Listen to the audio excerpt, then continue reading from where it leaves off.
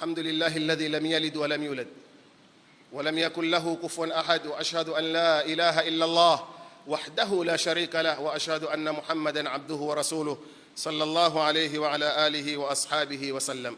Ndugu zangu Waislamu, thumma yati ba'da yaumi Arafa yaumun nahar, kisha baada ya siku ya Arafa huja siku ya kuchinja, yaumul hajji al-akbar, siku ya hija kubwa sana. Wasummiya bidhalik, iliitwa hajji al-akbar kwa sababu likathrati al-a'mali al-hajji fi, kwa sababu matendo ya watu wa haji inayopatikana mingi siku hiyo.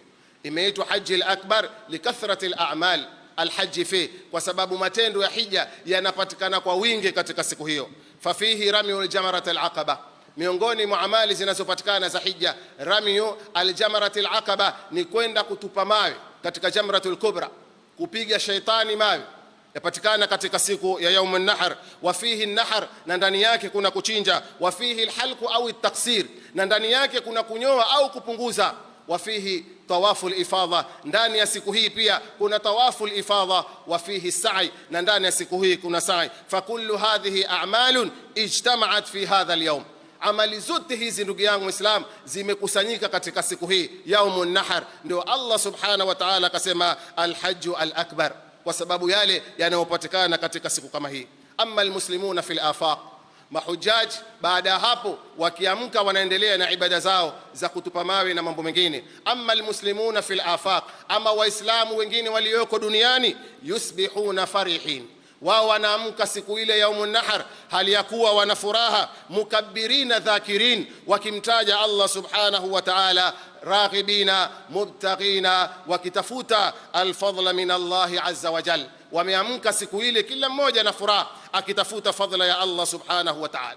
Miongoni mwa sunna ya siku kama ile, yustahabbu alghuslu li yawm al-eid wa an yalbas ahsana thiyabihim. Miongoni mwa sunna ndugu yangu Muislam, yatakikana siku ya Eid watu waoge vizuri. Si kwamba hawaogi, lakini siku kama ile ni mwenye kujisafisha vizuri zaidi, kisha uvae katika vazi ambalo kwamba ahsan, lile ambalo kwamba ni zuri zaidi, ujitolee kwa ajili ya Allah subhanahu wa ta'ala.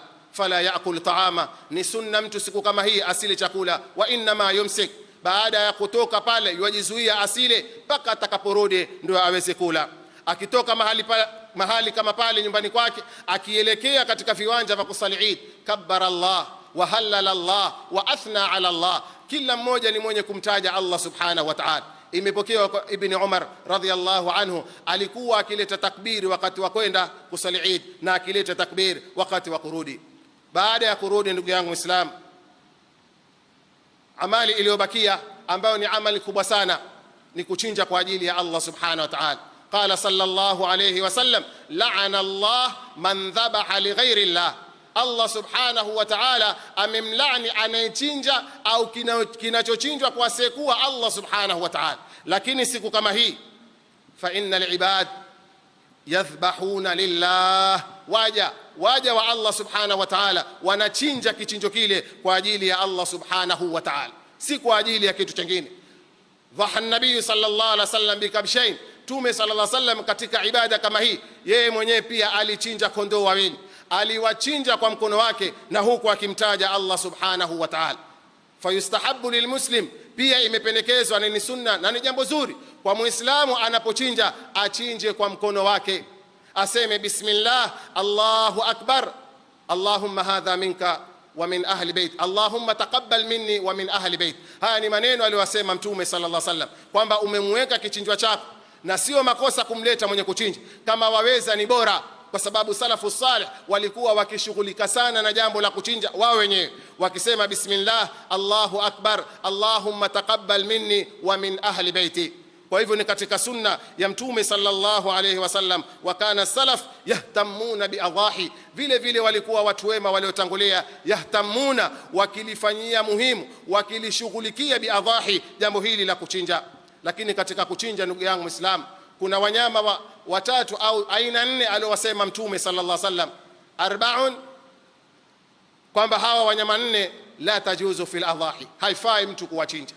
Na leo Muislam hufika wakati kile anachokitoa kwa ajili ya Allah sicho kizuri, na Allah subhanahu wa ta'ala asema katika hadithi ya Mtume sallallahu alaihi wasallam asema inna Allaha jamilun yuhibbul jamal. Kwa hivyo katika hawa angalia vizuri ndugu yangu Muislam, wewe ambaye kwamba unakwenda au Allah subhanahu wa ta'ala amekupa uwezo wa kuchinja, katika hawa ni mnyama ambaye kwamba hana chongo, aliyedhihirika chongo yake, mnyama ambaye kwamba ni kilema, aliyedhihirika kilema chake, mnyama mwingine ni aliyemgonjwa, aliyeonekana ugonjwa wake, na mwingine ni mnyama aliyekonda, hatamaniki hata kuchinjwa. Kwa hivyo ndugu yangu Muislam, atakikana kichinjo kama hii makana saminan, ambacho kwamba kimenona, wa akthara lahma wa ahsana mandhara, ni kile ambacho kwamba ukikitizama pia uona raha, kile ambacho kwamba kimejaa nyama, kichinjo kama hicho, kile ambacho kwamba kimenona. Katika wanyama aliowasema Mtume sallallahu alaihi wasallam nao ni ng'ombe au ngamia au mbuzi au kondoo, na wawe wamefika katika ile idadi ya sheria. Awe kondoo yule amemaliza miezi 6, na awe mbuzi yule amemaliza mwaka mmoja, na awe ngamia yule amemaliza miaka 5, na ng'ombe amemaliza miaka 2. Lakini utakapokuwa umewachinja chini ya hii sheria iliyowekwa ya Uislamu, bila shaka takuwa hujatimiza sunna ya Mtume sallallahu alayhi wasallam. Kwa hivyo ndugu yangu Muislam, tafuta mnyama aliyemzuri, toa kwa ajili ya Allah subhanahu wa ta'ala. Leo utamuona Muislam, baadhi ya Waislamu ni mwenye kushughulika kutafuta mnyama kuanzia asubuhi mpaka mchana. Ukimuuliza mbona umechelewa, akwambie ilikuwa natafuta kubageni. Ndugu yangu Muislam, katika ibada kama hii tukufu pia wabageni, umemaliza masaa kwa kumaliza mabanda kutafuta mbuzi. Tafuta mnyama aliyemzuri, wewe watafuta kitu ambacho sio kizuri. Na Mtume sallallahu alaihi wasallam amekwambia inna Allaha jamilun yuhibbul jamal. Kwa ajili ya ibada hii, yule ambaye kwamba ana uwezo, tafuta mnyama, wala usiangalie bei yake, wala usitafute kubageni ukamaliza muda wako siku nzima. Toa kwa ajili ya Allah subhanahu wa ta'ala.